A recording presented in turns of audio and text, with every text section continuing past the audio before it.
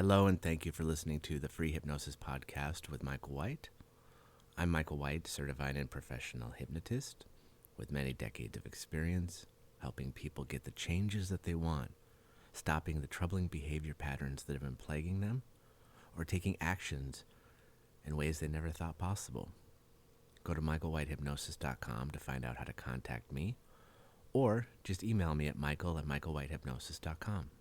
I've got some cool specials there if you're interested, or you can just listen to this free podcast to get all the information you need to become one of the best hypnotic subjects in the galaxy. That's my hope, and this is a great opportunity right now because where are you going to go? You don't have any excuses. You can just listen to the sound of my voice. I've been thinking about ways that I can share my hypnotic work with you, and I thought, well, just talk to people, give my experiences, my perspective, and hope and trust that you will take in exactly what you need to get exactly what you want. My guess is that your life has been disrupted in ways you don't like. Perhaps have lost a job, for which I'm very sorry. Or perhaps you're working at home, for which I'm also very sorry. We like to be outside, we like to be social, we like to be around people. Well, not everyone. Some people enjoy being inside more often, so this is maybe something a little more comfortable for them. But there also might be a lot of anxiety with what's going on in the world right now. So I hope my hypnosis can help you not only develop your skills as a hypnotic subject, or develop your skills as a future and possible hypnotist right now, but also find ways to communicate more effectively with your loved ones. Did you ever notice that you're much kinder, much more patient with strangers in public than you are with your loved ones? And yet now you're quarantined with them, aren't you? I'm going to give you some tips to allow you to feel more calm if you're bouncing off the walls or crawling up all over the ceiling. In fact, uncross your ankles. This is very important because it allows your body just to be relaxed, completely open to what I'm going to say to you right now. I want you to see yourself crawling up the walls in your mind, scrabbling up the walls like a cockroach, up on the ceiling, all over the place. Dropping deeper into relaxation, deeper into calm right now, whatever that means to you. If you've been in trance before, you have a memory of what this is like, or you might have an idea of what this is because you've experienced it in some way. Hypnotists will often say, you go into trance twice a day at least, right before you fall asleep, or right before you wake up. It's a very natural process, and you can allow this natural process right now to let you breathe in deeply and exhale. And with your exhalation, all of your tension can go out of your body. You can just listen to the tones of my voice. Notice how I'm saying words. Allow the words to become not words quite so much in your mind as I'm speaking to you. It's like saying your name over and over again. If you say it enough times, did you ever do that when you were a kid? Say it so many times that it doesn't sound familiar anymore? That's what I want with this experience with my words. Your unconscious will know exactly what I'm saying in terms of what you need, but just notice my words now don't make a lot of sense. They don't sound like they used to sound anymore. Your certainty of what words mean is drifting away. And we want to allow this uncertainty in your life in a positive way. There's a lot of uncertainty out in the world, but it's really not uncertainty. It's the certainty that uncertainty is bad or dangerous. We want the certainty of uncertainty being bad or dangerous to dissolve right now. Because when we use uncertainty to free our minds, we feel much better. A wonderful way you can do that is by asking yourself, am I really not good enough as a being? And allowing that feeling of uncertainty to wash over your body when you say that phrase, I am not good enough, or I am not important. I knew a woman once who in a class said, unequivocally, I know I'm not important. With such certainty, as if she was saying, gravity exists. And because she had such certainty in her voice, it affected every area of her life. All of her survival strategies, her fake smiles, her overdoing and perfectionism, all of those things came from that belief.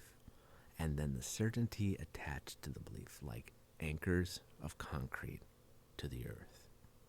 I know this to be true about me. I am not important.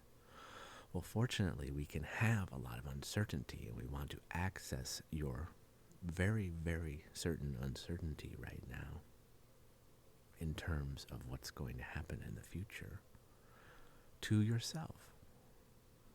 One of the most powerful survival strategies we have is a sense of self on this planet. And unfortunately, that sense of self often has with it a lot of senses of negative beliefs. Well, I know this about me. I'm not good enough to do that. I'm not worthy enough. I'm not beautiful enough. I'm not this. I'm not that. With such certainty. And yet, if you understand, we could never draw the word certainty on a whiteboard or a nice big white piece of paper. We can write the word, but what does certainty look like? Does it have a shape? Does it have color? Is it round? Is it square? Does it have squiggly lines? Can you lift it and carry it across the room? Certainty. 50 pounds of certainty. And this sounds silly, and yet we use certainty in our lives to destroy our lives and to destroy our bodies and to destroy our minds and to destroy our relationships, don't we? Think about the people you've known who've been certain that the person who they were in a relationship with was cheating on them but wasn't, and you knew they weren't, but this person was fixated with certainty that it was happening. That's called delusional thinking and delusional living. It's certainty, this abstract concept that really, I think, evolved within us as beings for an important reason. It's important to have certainty in certain situations, of course, in order to literally survive. I'm certain that fire is going to hurt if I stick my hand in it. Misapplied to other areas of thinking in the mind. I know that if I go up and talk to that person whom I find physically attractive, they are going to reject me with certainty. We can get into the concept of drawing rejection. You can't draw that word on a piece of paper or a chalkboard or on your phone screen. Yet we take actions that we call rejecting actions and describe them as rejection. So where does rejection come from? The person who does the action or the labeler walking around and labeling all of reality, which is all of us? If we were to have the inability to label experiences as rejecting, or the whole event was rejection, pure and simple, wouldn't we feel a lot better?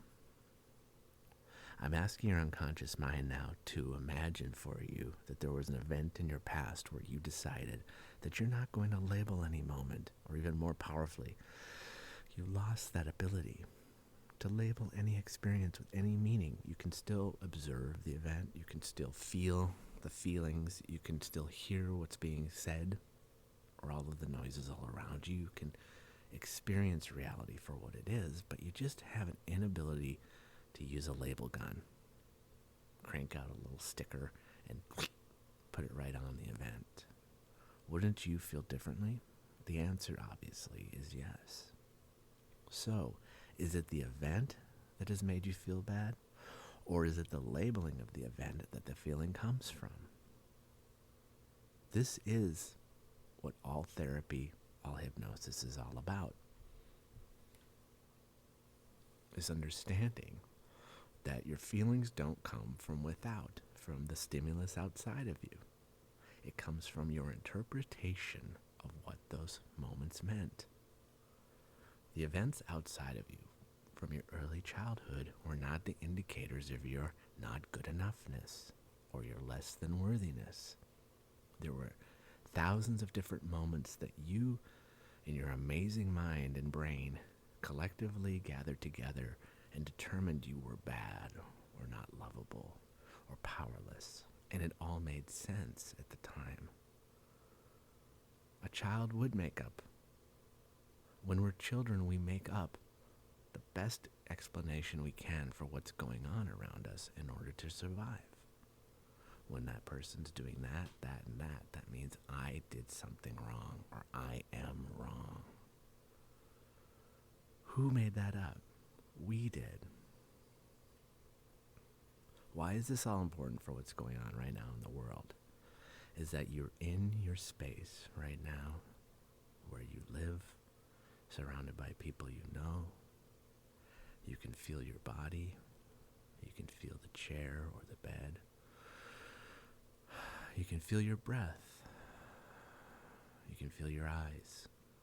You can feel your neck, and you can feel the base of your skull lifting up from your neck and your shoulders lowering and allowing all the tension to release. Those are observable moments that I'm just suggesting that you do. The next time we talk, we're going to do some really fun hypnotic work. And I want to start doing it now. I'm going to count from 10 down to 0.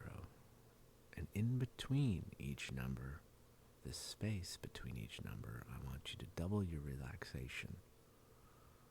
Not so that it comes up between each number, but that you double it, and then you go underneath and attach another doubling of relaxation, and then go underneath that and attach another doubling of relaxation. Like you take a straw, and then you stick another straw down at the bottom of the straw, and then you reach down and stick another straw underneath that straw, connecting the straws all the way down.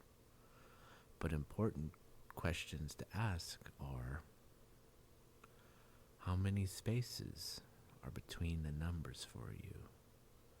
How wide are the distances between the numbers? When I would work with clients, I would say to them, between each number, I want you to double your relaxation. But then I start thinking, well, if they were to see the numbers in their mind, how much distance is between each number? I like to speak in inches. Some people speak in feet or meters, centimeters, millimeters. How close are your numbers to one another when you see them in your mind? What direction do the numbers go when I say 10, 9? Now for me, right now, the numbers move 10, and then to the left of 10 is 9, and then to the left of 9 is 8. And that might have something to do with how I was taught numbers when I was a child, because I would write 1, and then to the right of 1, I would write 2, and to the right of 2, I would write 3. So it makes sense that if I'm counting down from 10 down to 0, there's a point in my mind where 0 automatically comes up. Interestingly, though, I have an automatic space between 10 and 9, and yet as I'm now talking about it, I'm noticing that the distance grows wider between the numbers. And as I'm saying this to you, I want you, of course, and you might not get this yet, to utilize everything I'm saying to deepen your trance. Just notice that the space in your mind between 10 and 9 widens. And this is wonderful because one of my, the greatest teacher I've ever had, explained to me if I could make a clear distinction between what was going on in my life, the moments that are measurable that could be observed by others, and how the moment was occurring to me, that distinction would be enough for how it was occurring to me to dissolve permanently, and the feelings from where it came from, which was the occurring, would dissolve as well. I habitually have thought that my feelings came from events that other people could observe. I would actually say to people, if you could be in the room and see how she spoke to me, you would see that it was wrong. And yet wrong is an occurring, not an observable event. I could bring a friend into the room and watch this other person yelling at me, and that person could say, yes, that person has a raised voice and their face is set a certain way, normally called a frown, and they're yelling and they're in the tone. But my friend would not be able to see wrong because I can't observe wrong. It has no shape, it has no color, it has no distinction, no dimensionality in reality. Well, one of the beliefs I really had to tackle was, if I don't label something wrong, I'm implying that it's okay. That's not true. I'm just not labeling the moment. I'm not giving permission for a person to yell at me. It wouldn't matter if I gave permission or not. Some people just feel entitled to do that. They feel entitled to yell. And as we are stuck in situations with others, those who feel entitled to yell and rage and scream are necessarily going to need to come up with other strategies when they want to express themselves, or they feel that they have been slighted, or they're being ignored, or their needs are not being met. They can put themselves on number 10, a collection of cells and carbon, organs, values, beliefs, and so on, a person, and on number 9 they can put all of their perceptions of needs not being met or promises not being fulfilled, and make a clear distinction between 9 and 10, so that when they put the two apart and they observe that there is a distance, this feeling of anger, this feeling of frustration will dissolve, because it's not from the inaction or the actions of the others that their feelings are derived. A person's quality of life is determined by their ability to do this. If you're able to do this, you will respond differently, you will feel differently, and you will have what's called a better life. If you continue to think that everyone else is the source of your anger and frustration, and trust me, having been someone who's lived this way, I totally sympathize. But we must have a discipline and a practice of making a clear distinction between what is actually happening and how life is occurring to us in the moment. They're not the same thing. And you know this because you've gotten into hours-long arguments and conversations and processing events, trying to share with the other person why you meant what you did, and that you thought they meant this and this and this, when all you have to do is understand. And you can say this, that, oh, it occurred to me that you were saying this, and I understand that's not what you were saying. You were just talking. I put an occurring on what you were saying, and I apologize. I've made a clear distinction. I feel calm now inside. I feel peaceful inside. It's dropped away, completely dissolved, listening now to the sound of my voice. And when your child comes in and says, Mom, Dad, this, smash, what did I drop? And they do exactly the opposite again for the 40,000th time. You can have who you are in the moment. You're in your space. You can't go outside. You are in a location. And you can have how it's occurring to you be completely distinct and separate from what is going on. You will feel more calm. You'll be able to look at what's going on with new perspective. 10, 9, 8, 7, 6, 5, 4, 3, 2, 1. If you're a parent, hear what I'm saying to you now. If you despise playing games with your children, you'll notice that that feeling of, oh God, again, will be gone, it'll be dissolved. You'll feel comfortable, you'll enjoy yourself. You probably haven't been allowing yourself to just have fun in your life. This is an opportunity to make life simple and just smile. This is a time for you to tackle your childhood experiences and everything you thought you were taught about how you needed to be in the world. If you're a very serious person, you can start to laugh and let go in the smallest ways. You're going to find playing games with either your loved ones or your children or whomever you have in your life. Doing it online, it's going to be delightful and simple. Much like grown-ups taking improv class for the first time. They want to be on stage and they just want to have fun. They don't want to have to worry about being serious, being professional. We don't do that.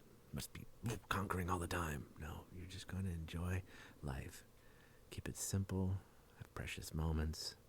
Honestly, you're going to let go of the games that you play that are negative and manipulative, and you have them and you know that. When you're scheming, you're going to drop that all away.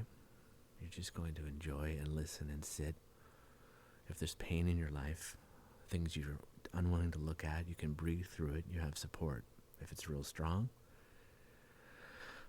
contact that person you've contacted before or find somebody new.